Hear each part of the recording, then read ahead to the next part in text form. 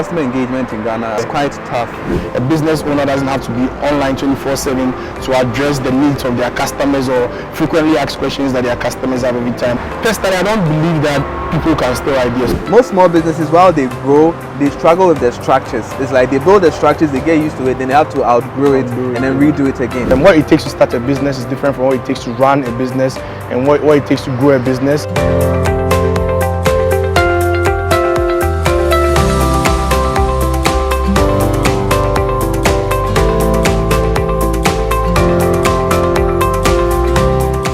Yeah, thank you for coming. Can you tell us about your company and then yourself? Just a bit about that. Alright. Okay, so I'm Ronald Tagoe. I'm the Chief Engagement Officer, as the Ghanaian is the CEO of mNotify Company Limited and Chatbox Africa. So mNotify Company Limited is a customer engagements company, and our mandate is simple: to help businesses and brands to grow their reach, engage their audience in a very effective way, and increase revenue. We do this using basic tools like bulk SMS, voice SMS, and until recently chatbots, and that leads me to Chatbox Africa. So Chatbox Africa, our mandate is also very simple: to help champion AI adoption in Africa. So what we do is that we look at businesses and we see how they can use AI and chatbots to sort of automate their customer engagements and businesses. So a typical use case is that a business that sells online shouldn't be available 24/7 to serve their customers. They could use a chatbot that would be available always to answer customer queries or help them with purchases and customer fulfillments. Most small businesses tend to embody, the values of their owner managers. So, like, how has your personality influenced the way you go about business?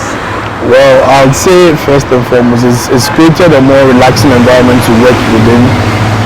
So at mNotify, my mindset is that everyone is, we are all co-equals. You have the right to challenge any decision that is made, and of course you challenge in a respectful way. And among other things as well, we value attention to detail, going the extra mile with whatever you do, and thinking outside the box, which are values that I uphold a lot. So it's the same thing with my team members and those that I work with. I always encourage them to think outside the box, be innovative in whatever they do, and always be willing to go the extra mile.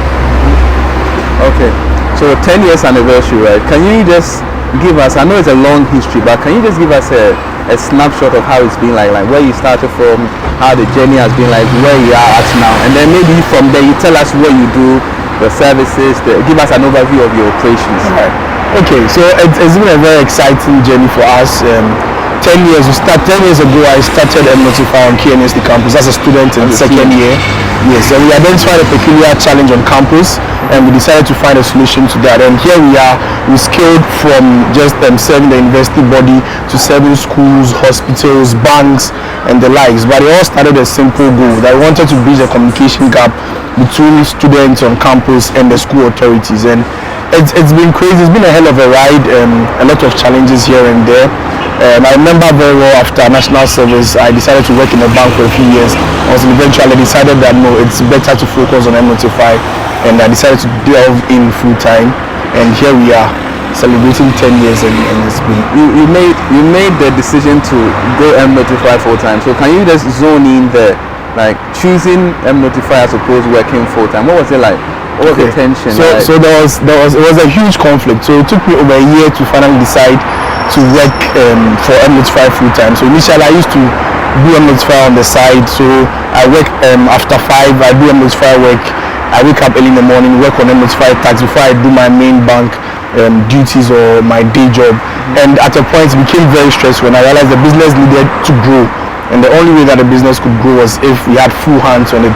Mind you, by the way, I had recruited full-time staff as well already working for the company. Yes, that's so I was sort of managing mNotify part-time and working in the bank part-time. But I made a promise to myself that if I can make sure that mNotify should get some amount of revenue, hit some revenue targets, then I should be able to work full-time for mNotify and be able to cater for my expenditure, because I didn't want to, as a founder, rely so much on my company because it would let it collapse. I wanted to feel free to make decisions and not make them out of desperation or lack of cash or cash flow. And that's one advice I have for all entrepreneurs. It's always good to start on a part-time basis and make sure that your company grows to the extent that you employ people who can work full time.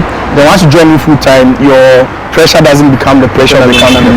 So I don't financially burn the company, because one thing you should know is that your company is different from you as an individual, and both of them should operate as such. Yeah. I think it's interesting that you have to start part-time, you know, and then go full-time. Well, that's that. If you have a job, maybe that's where you have to make that decision. You have the opportunity.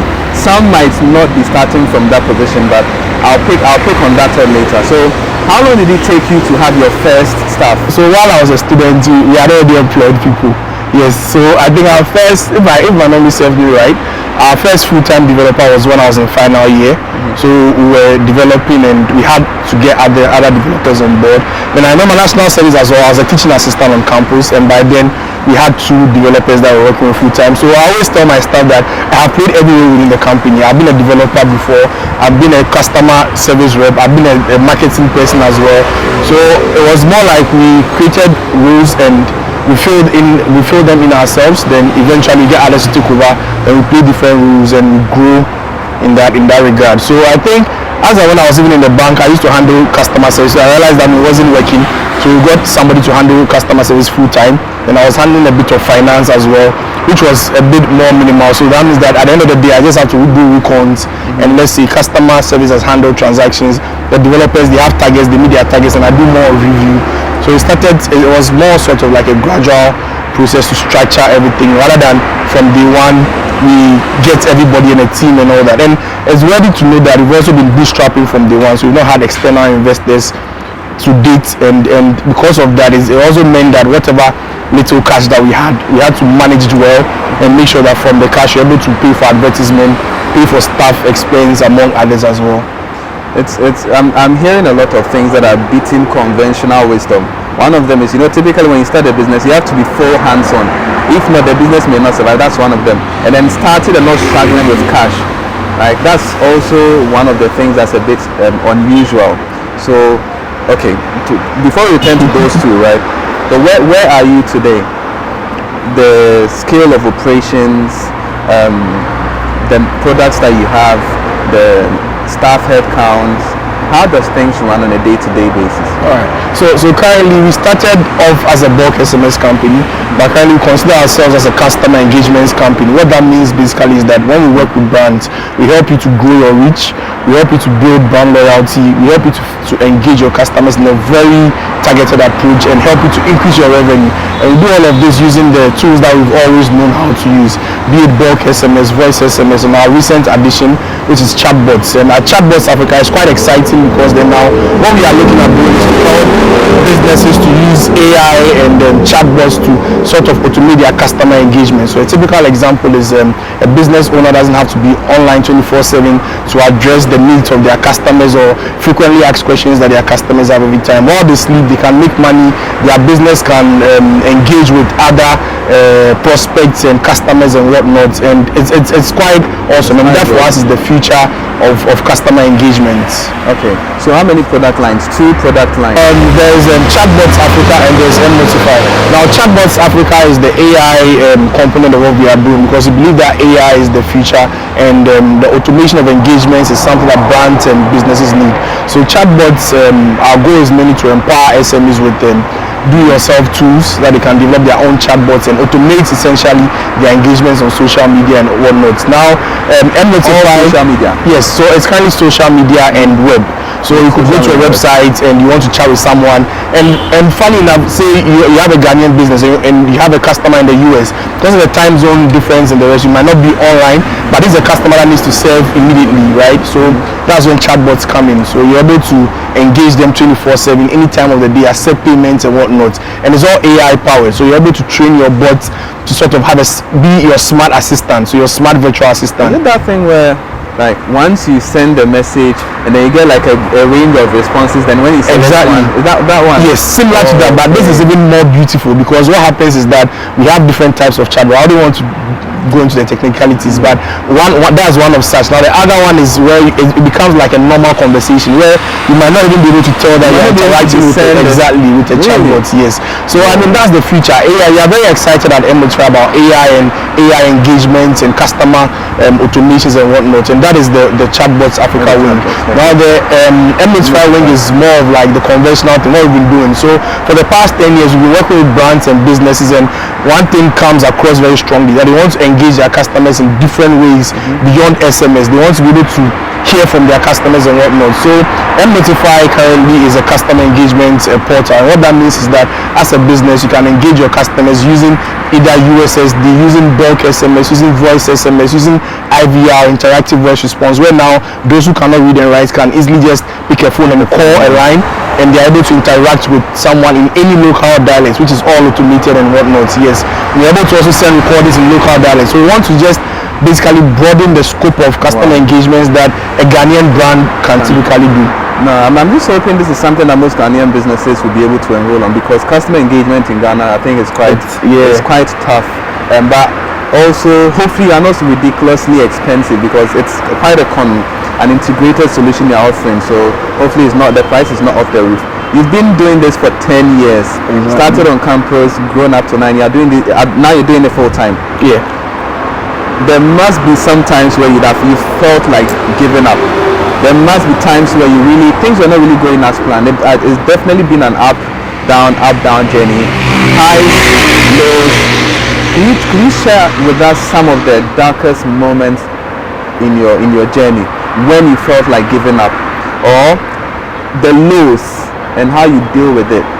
But some of the darkest moments, we can start with that, and then how you overcame it. So that's a tough one, but I think the darkest moment for me was when I had a board of advisors that I work with, and there was a point when I got them. No, so I don't have them anymore. So there was a point when I still have a new board of directors. Every business needs to have board of directors. So, but there was a point, not the original ones that we started with. So I was mentored by a few people to start the mNotify. So they are put out good for advice. But there was a point that my relationship with them sort of became a transaction, and for me it felt like I was betrayed. I felt betrayed at that point, because I felt like these were people that I looked up to, and for them to sort of take our relationship to a more transactional level was a bit hurtful, to the extent that it became a bit messy, and I can't share the details, but it became a bit messy to the extent that there were legal implications in there and whatnot. And for me, that was a hard lesson that I learned. But it also then goes to say that as you start a business, you also have to watch the structures that you put in place from day one, because if they are not well done with agreements and all that, it can always go back to haunt you. There's been instances where people that we start with go behind our backs and start their own company to compete with us, exactly, and all that. But I mean, it all then goes back to what I was saying about structures. So my darkest moment for me would say that I believe that was a very dark point in my career and my path, because at that moment I remember chatting with a friend and telling them that if it wasn't for my Christian values, I would have taken an alternative turn to handle all of that issues. But I mean, my mom was very instrumental. My other advisors as well were instrumental on how to deal with it as well. But that has been my darkest moment. I think that was sometime about 2 years ago. So with my lows and how I deal with them, I like to be very sporty. So I play tennis, I go to the gym a lot, because I believe as an entrepreneur, there is nothing like work-life balance, but you should be able to take care of your health, because your health is your wealth, right? So I make time to at least visit the gym about 2 or 3 times in a week. I try to make sure that I'm in shape mentally as well. I listen to audiobooks, I read a lot, and I try to have time with my mentors as well. So I schedule once a month meeting with my mentors, just tell them some of the challenges that I have, some of the issues I'm facing, and just to get their thoughts on it. And I pray a lot as well, because aside everything, God is also a key factor in all of this. Right. So your experience with that you had with your mentors, right? It's quite interesting that you still do have mentors, and these days they advocate that most small businesses or entrepreneurs need mentors to guide their hand. Now, seeing that mentoring could also be a problem, I wonder what you would say if you had to go back. Would you still take on mentors early on? Yes. So I think for me, mentorship has played a big role to form me as an individual and the company as a whole and where we are today, because most of the things that I do, I have mentors for different areas of our business. I have mentors for different areas of my personal life as well, be it my relationship life and all that. How many mentors do you have in total? I would say I have about probably 6 mentors. Yes. Wow. So I have mentors I talk to on finance. I have mentors I talk to on marketing. I have mentors I talk to on dealing with team stuff, because I feel my personality sometimes clashes with my leadership roles. So I have mentors that call me to order, people that I report to. Some are actually part of my board.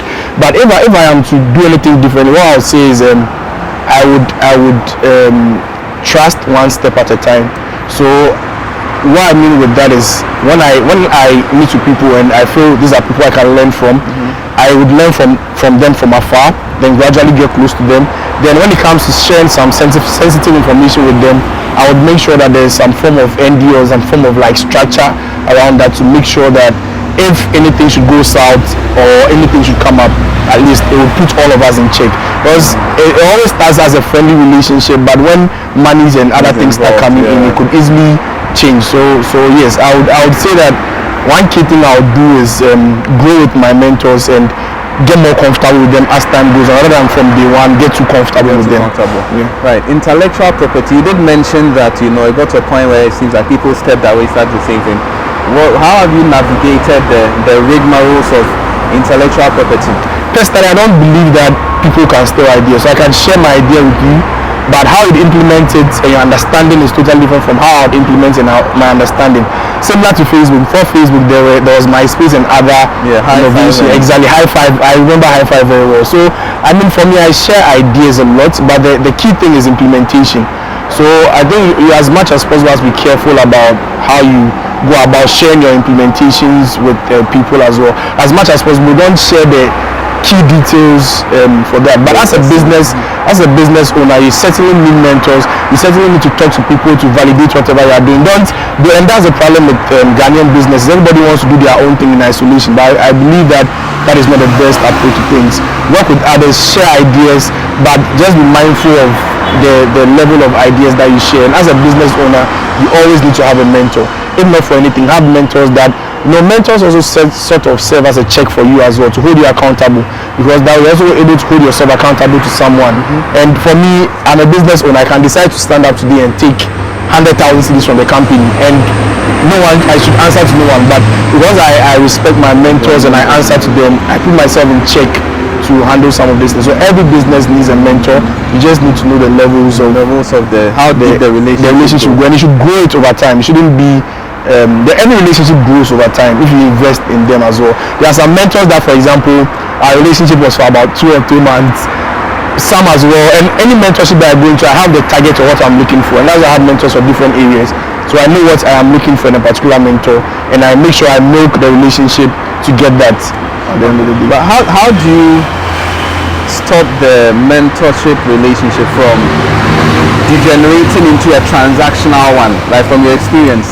How can you stop it from happening? So that's a difficult one, but I think if you're able to grow with the mentor. So for example, my mentors, the way we work is initially be a mentor. Let's say we talk occasionally, then eventually you start giving me good advice, and I realize that, okay, I could learn more from you. Then you go into, probably if he has to be in the company, then I start engaging on official stuff. Then it gets into the board level. Now the moment it gets into the board level, I make sure that we have a board charter, and I make sure that you sign an appointment letter, which often contains NDAs and all the terms and whatnot. And at that point as well, I also put you on some form of salary as well, so that then now we know that, okay, this is a serious business that we are dealing with. So at that moment, because it's a board transaction, and there's a secretary as well, if you are to leave and there are any issues, then it goes beyond just me, because then now we have a proper structure in place. So I mean, if you have a structure in place for some of these things, it becomes easier to handle and to go about. You've spoken about the mentoring experience and how certain people stepped away from it and all of that. Aside these like deeper issues where it's like it was very stressful, it was hard, how on a day-to-day basis, like when I speak to most entrepreneurs, they tell us that especially when the month is about to end and you're about to pay salaries and you don't have money, things get stressful. So how do you keep motivating yourself, to keep going? Right? Because I hear it a lot, like it's quite he is familiar with me that, you know, they always say, no, I feel like giving up. I don't want. Sometimes you don't feel like going to work, especially when you don't have no one checking you. You can dip your hands in and take 100K today. Who are you accountable to, right? Or you can decide not to go to work today. So how do you keep like motivating yourself to keep on going and going and going? So for me, my motivation is mainly intrinsic, but I believe that it's always my goal to, I set targets for myself and I want to crush them. And that's one way that I get fulfillment in life. So for example, in Chatbox Africa, we are looking at giving out 200 free chatbots this year. So for me, when I wake up every morning, the thoughts that I think, how do I get businesses to use chatbots? What are the other use cases that I can get for chatbots? Or if it's mNotify and my revenue target is X amount, then when I wake up in the morning, I ask myself, how do I meet the targets for the quarter? How do I make sure that I'm motivating my team to meet the targets for next quarter? So anytime I wake up, I always say that I sleep thinking about the business, I wake up thinking about the business, and because of that, when I wake up from bed, I'm excited about it. Sorry? I don't know what your partner will say about it. yes, I mean, we have fights, and that's also another topic on its own, but I sleep, eat, drink my business. I wake up thinking about the business, and my staff will tell you I can message them 2 a.m.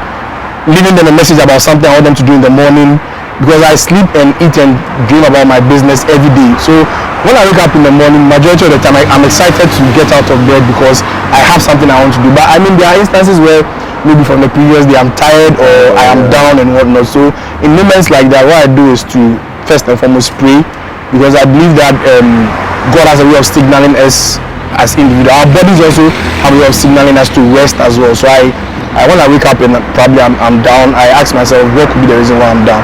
Is that maybe there's something I'm not doing? I pray about it. I also try and make sure that I work out majority of the time too.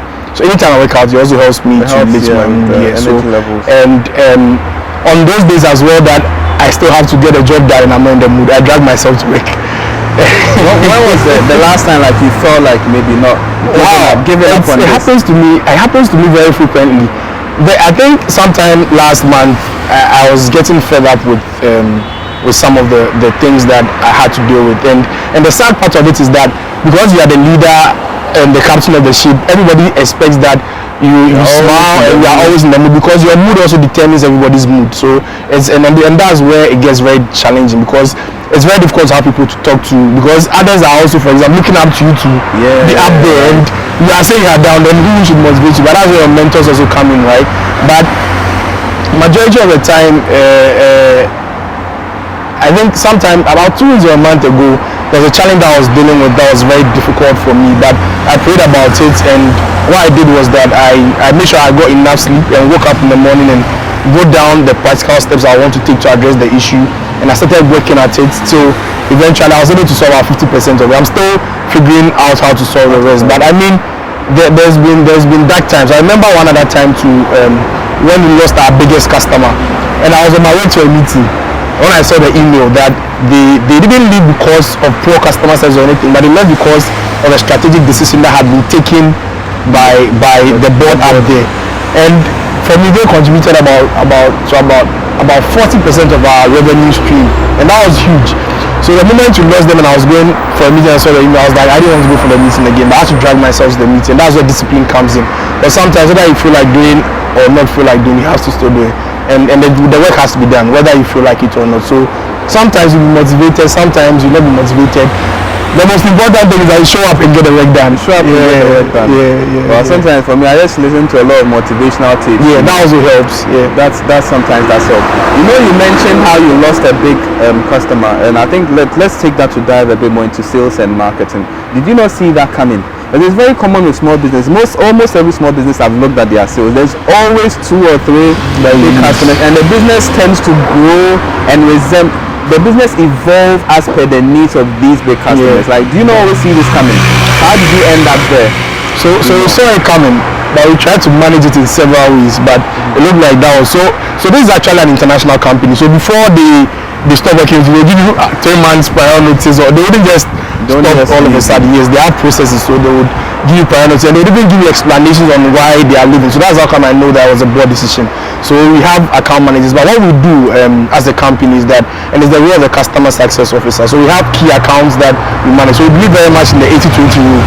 which says that 80% of your revenue is contributed by 20%. Whatever you do in life, the 80% of resources is given by the 20% of the activities that you do, right? So we believe in that. So for that reason, we always have like key accounts that we manage. We have key accounts that myself as the CEO I manage as well, because I believe those are accounts that I need to have, I need to be familiar with, right? Yeah. So we have that as well. We also use tools to help us know the purchasing patterns of our customers, who is purchasing very often, when was the last time a customer, for example, purchased from us. So we're able to track all of that, and that's the key role of the customer success officer. Yeah. Okay. What are some of the challenges you face with sales and marketing? Well, sales and marketing for us has been one of our biggest challenges, if you ask me. I'm a computer science guy with MSc computer science, trying to manage a business with no MBA background. So what happens, for example, is that we don't have proper sales and marketing structures. So for example, I was having a debate with one of my mentors the last time, a healthy debate of course, about sales, marketing and business development. So initially we used to make sales and marketing, and we decided that no, let's treat marketing separately from sales. And beyond that, we realized that we don't have like customer personas, we don't have sales structures, we don't have a marketing plan and all that.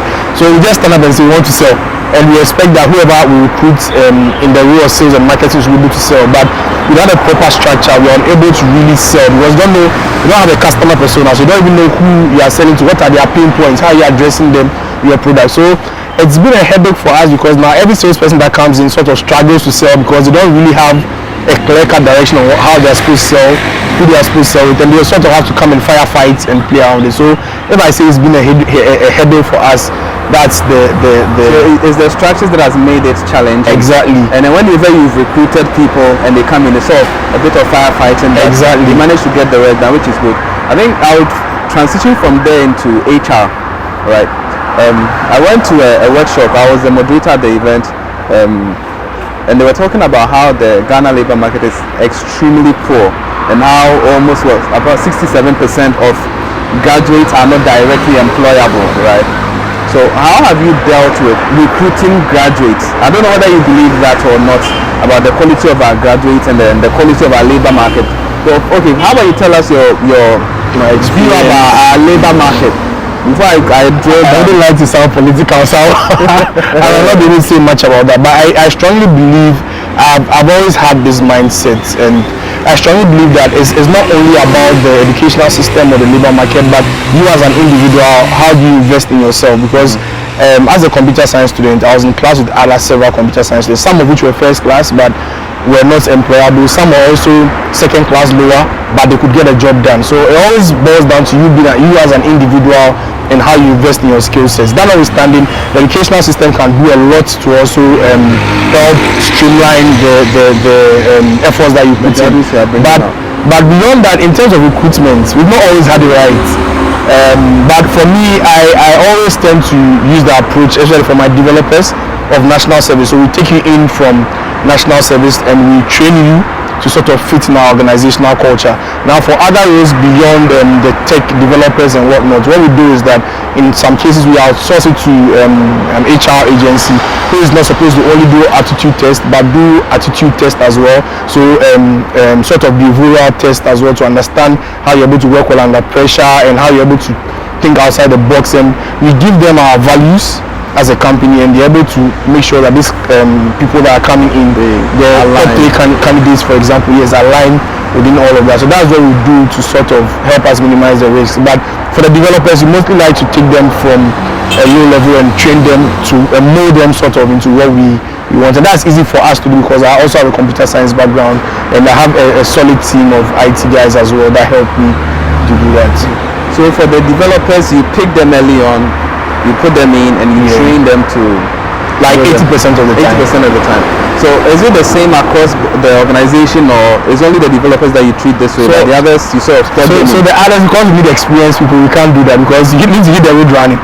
And our company, majority of the time, hit the road running, because IT keeps changing. So you always have to hit the road running. So other roles like finance, marketing, and business development, we most likely will not take an entry level. We want to get a more experienced person, so we see what we also bring on board as well. Then maybe if you have an entry level, probably I come to support a manager to do their roles. I interacted with the leader of an IT business, and then one of the things that this leader was telling me was that finding staff is quite challenging because the industry knowledge required is a bit, technical. Yeah. Do you face the same thing with your own? I agree 100% with that. I think the other key thing is that as business owners, normally you interview people and they promise you the world and see all sorts of things, and they come and deliver differently. So it becomes a bit of a challenge. So I was telling a friend, for example, that I did that. I think if you ask me, I think interviewing people, conducting an interview, people taking part in an interview is more of a skill that people acquire. So you can acquire that skill and not necessarily be able to do. So I think beyond that as well, what we do is we also try to, or what we are trying to do is to poach as well, which is not healthy, but I think sometimes it's also the small businesses do that. So we are looking at that as well. So we look at industries where we feel okay, they've been able to achieve certain things, and we look at the key people that help them achieve that, and we do that. But that's mainly for like management level rules, because if you do that as a manager, you come on and you execute the strategy, right? You play part of that role as well. So that's what we do to also help us to balance that off. You are speaking about interviews. You know how people will come in and promise you the world but give you little. I've faced that several times. I've interviewed for loads of small businesses. Interview people. For me, most times when they are talking, I'll be rolling my eyes because I know what they are saying is not true. And you spoke about how you use case studies now, right? Is there not a way of making it more robust? And I want to know what you think. I'm sort of advocating that most small businesses will have like interviews where they do it in person, no questions whatsoever. Don't ask them any questions. Bring them in, give them a task, let them work on it for a day or maybe a couple of hours, then use it to make a decision. Do you think that's sustainable?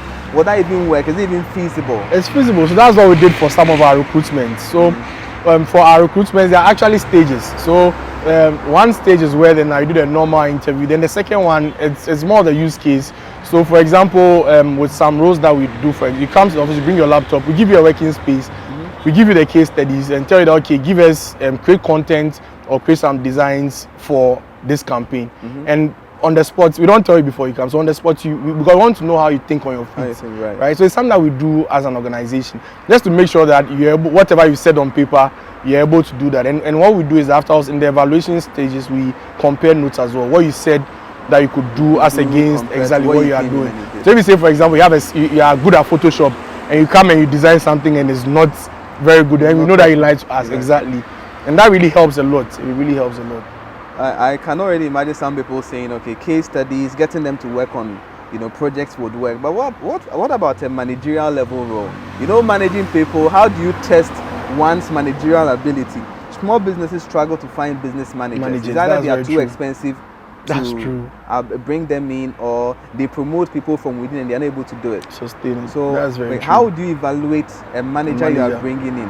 That's how would you So most definitely there are some recruitments that you not get right. But what I do majority of the time is work with KPIs. So like I mentioned earlier, I'm a targets person. Like set the targets, go crash it and get it done. So as a manager, when you come in, we give you a contract, and there's a probational period. And within the probational period, we have a KPI that you're supposed to meet or a target. So I mean, at the end of the day, if you don't meet your targets, you don't expect us to also confirm you as staff. You get my point? Exactly. So for managers and the likes, that's what we do.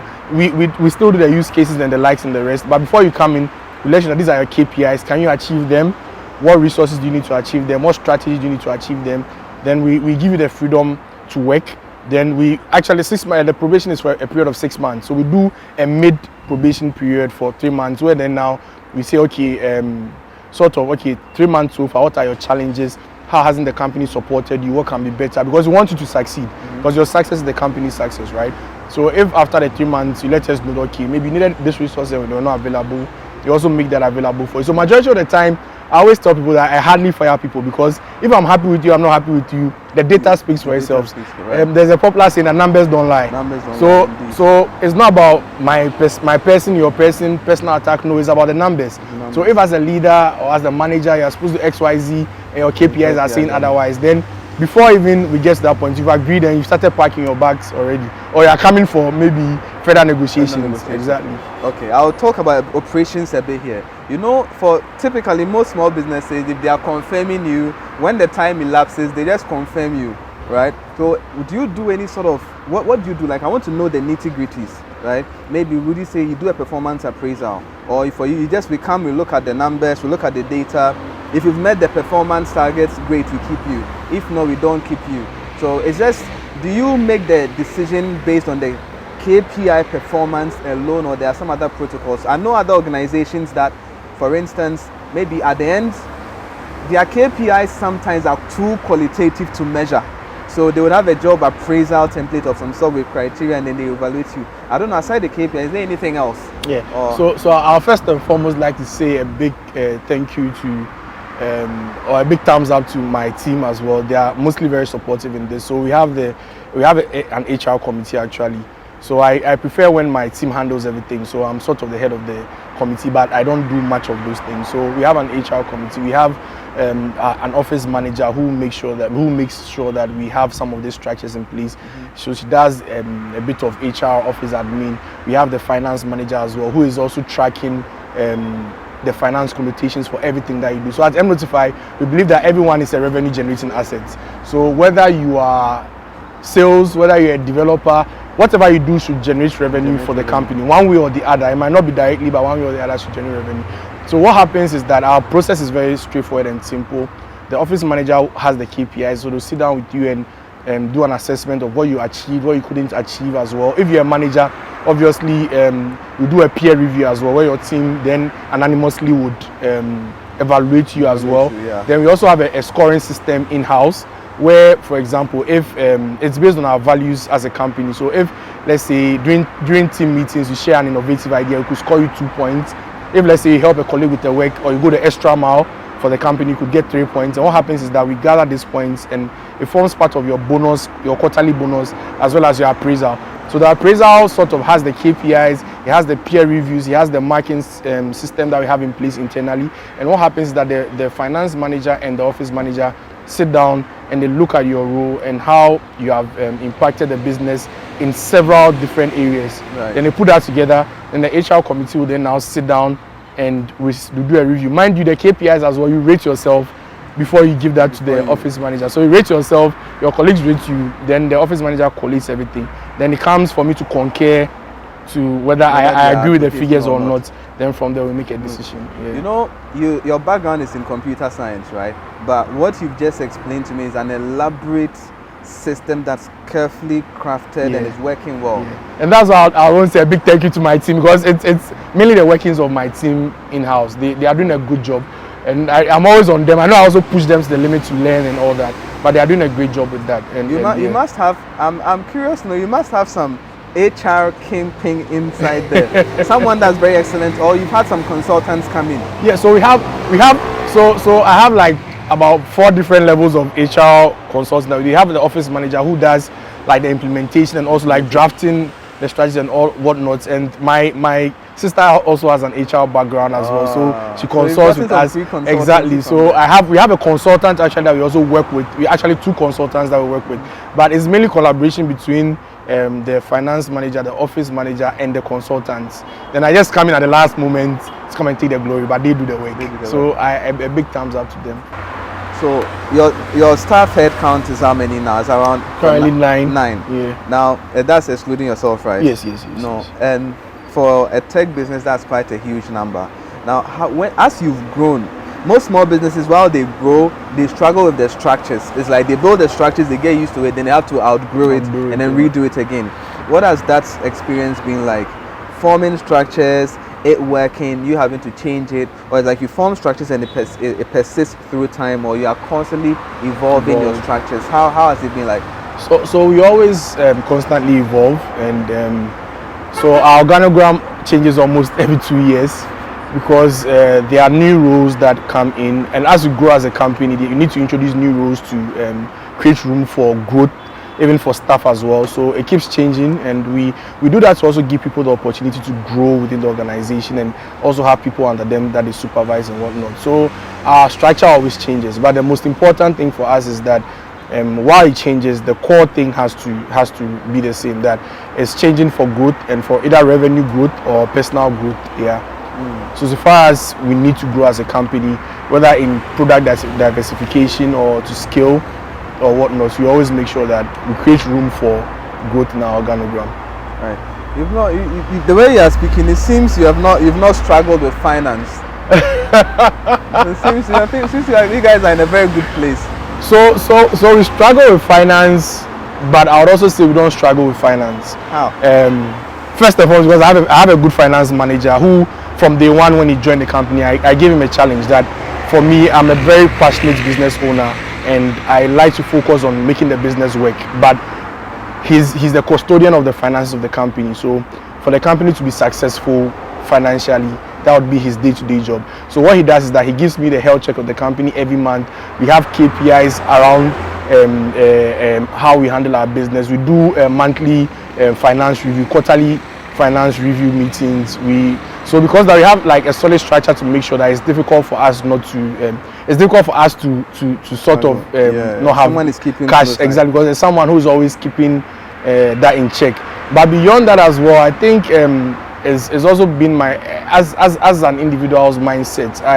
Before joining mNotify full time, for example, one thing that I wanted to ensure was that my 1 year salary was set before I joined in. So even if the company doesn't make money for a year, I should be able to pay myself, so that I wouldn't make any decision out of desperation whether to sell shares in the company or whatnot, because you have and 1 year of your revenue. own funds that you put up. So yes, some people, yes, I know people are watching that, they'll be thinking, wait, is either there's money, like it's coming from a rich home, so there's money supporting. So maybe probably I have a lot of ideologies that I work with, actually principles. So one of the principles that I work with is for every product that we develop, we need to have customer number 1, 2, and 3 before we go live with the product. So what happens is that by the time we go live with the product, we have some small revenue coming in. Now the question is, how do we effectively manage that revenue? So it will be surprised if I tell you my salary, but it's not something huge. But the point is that I'm willing to sacrifice because I know that I want to build the revenue muscle or the financial muscle of the company. So similarly, I tell my staff that we have our salary structures are quite not what you'd wish for. So we have bonuses, we have certain allowances that come in, and they are all performance based. So when the company performs well, you get more money. If the company isn't performing well, you also don't get more money. But why we do that mainly is to make sure that we always have cash flow, right? So that we shouldn't be in a situation where we need to pay salaries and the finance manager will come and tell me that there's no money to pay salaries, because we believe that their salary has to be paid because everyone has worked and they deserve the salary. Now, what probably you might deserve or not deserve is your performance bonus or performance allowance, because that's based on performance. So you'll be surprised that there will be situations where a manager might get a smaller performance bonus to his subordinates. Exactly, but that all goes to how we do our appraisal and whatnot. But the long and short of it is that as a company, I strongly, and as the CEO's mindset, I believe that we need to always keep our finances in check. And I always throw a challenge to our finance manager to make sure that we are liquid as a company. And if we need extra funds, it wouldn't be because of operations, but it would be because of expansion.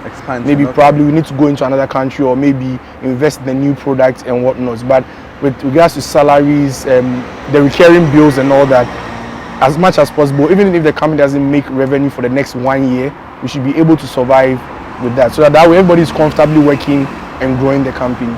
You spoke about going into different countries. Are you planning that African move? Yes. So currently Chatbox Africa is in Kenya as well, and we are looking at scaling into other African countries, and our goal is that for every country that we are in, we have at least 200 bots. Before the end of the year, we should have 200 bots in Ghana and in Kenya, and next year we should look at doing Rwanda and Nigeria as well. So you're in Ghana and Kenya, and you're looking at Rwanda and Nigeria? Yes, hopefully next year. Hopefully, fingers crossed. How did you make the decision to go into Kenya? Kenya. So Kenya was by intuition. So intuition. Yes, and also my belief in the fact that the Kenyan ecosystem is more tech friendly as compared to the Ghana ecosystem. Now, the drive to go to Nigeria is mainly because we want to understand. Ghana and Nigeria are sort of cousins. So whatever works over here can easily be replicated there. So once you have a good case study working in West Africa in Ghana, then we can scale to Nigeria. Similarly, once you have a good case study in Kenya, we can look at the East African countries as well, Tanzania and the likes and whatnot. Then we look at probably South Africa. So that's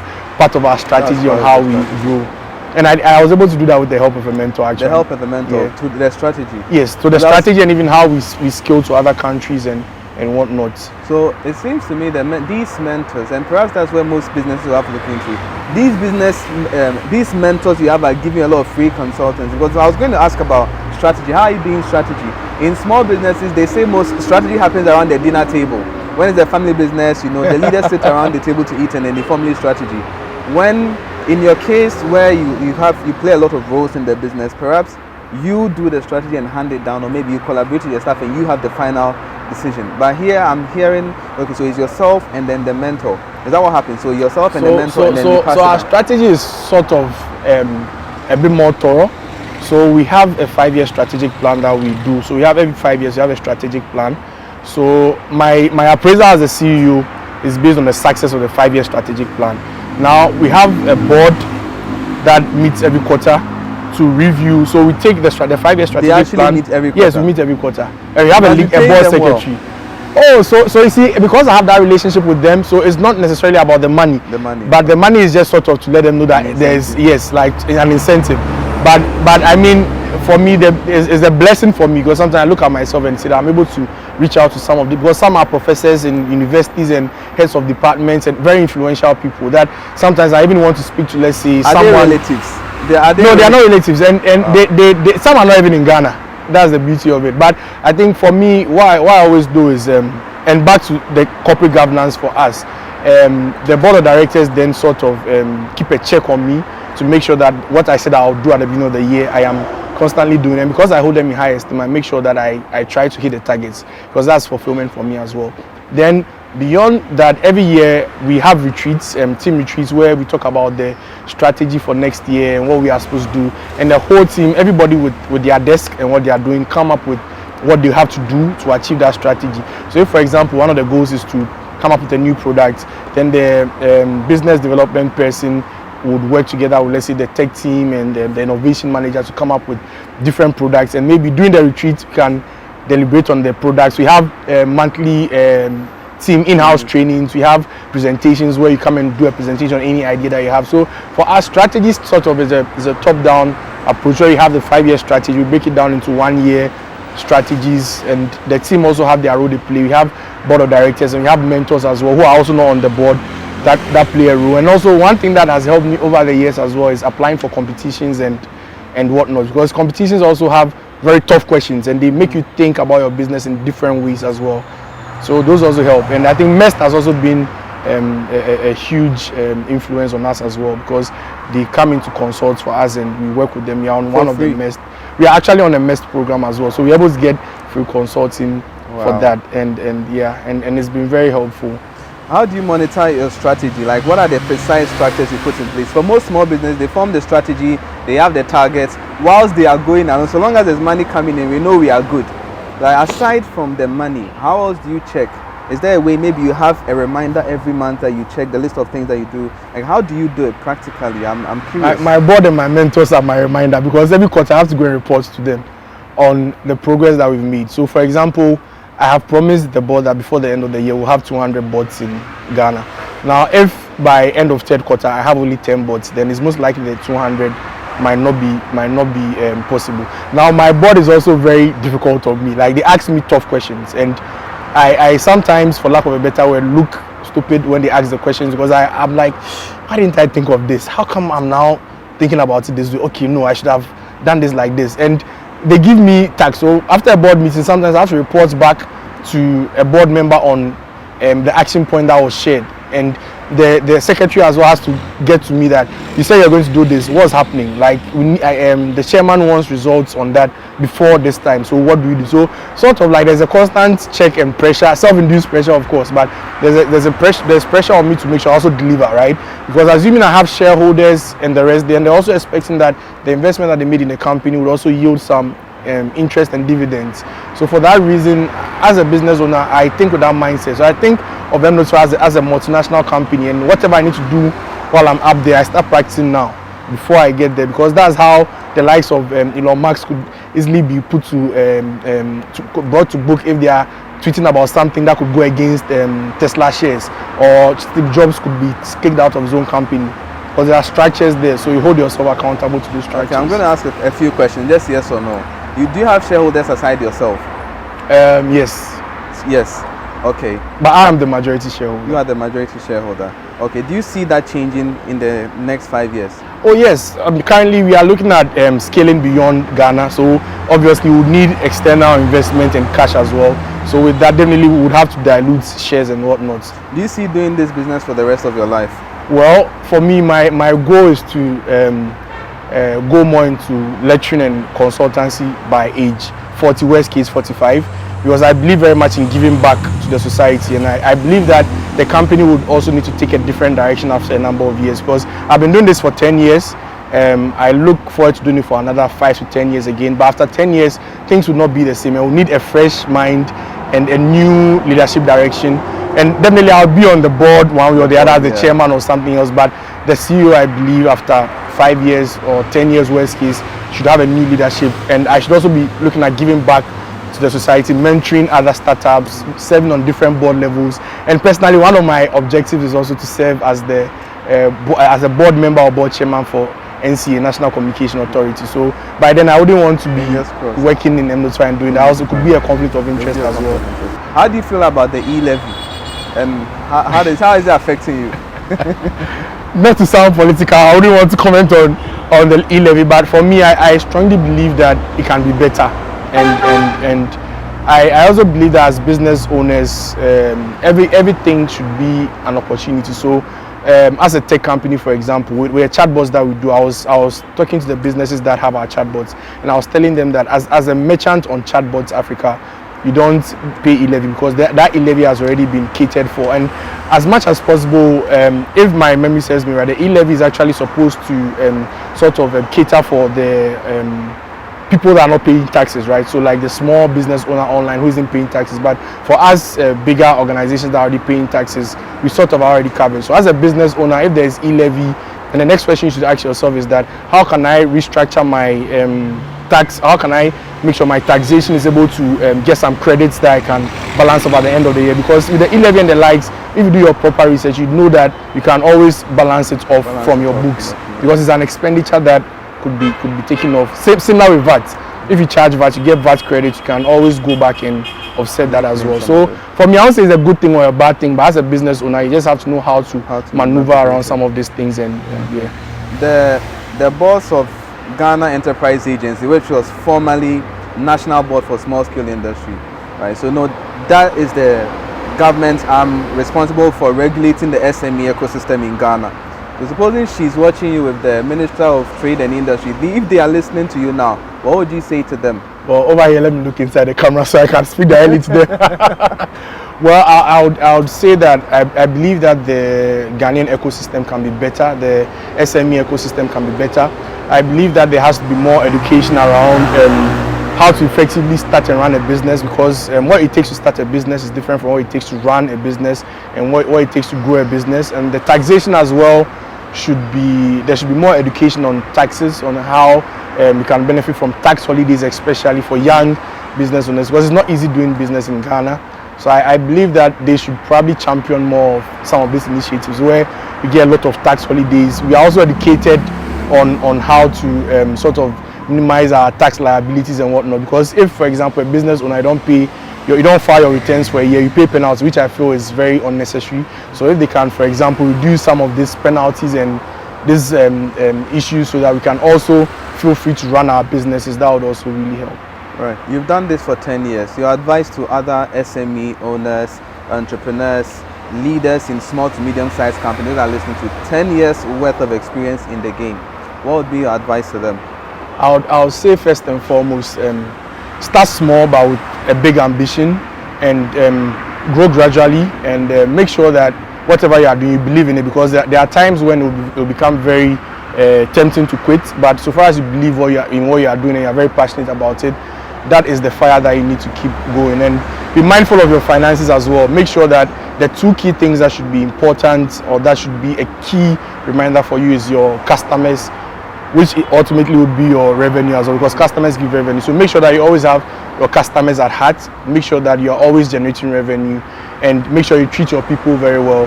And if you're able to do all of this, I believe that you transcend 10 years in business. It's been a pleasure. I think I'll come and work for you soon.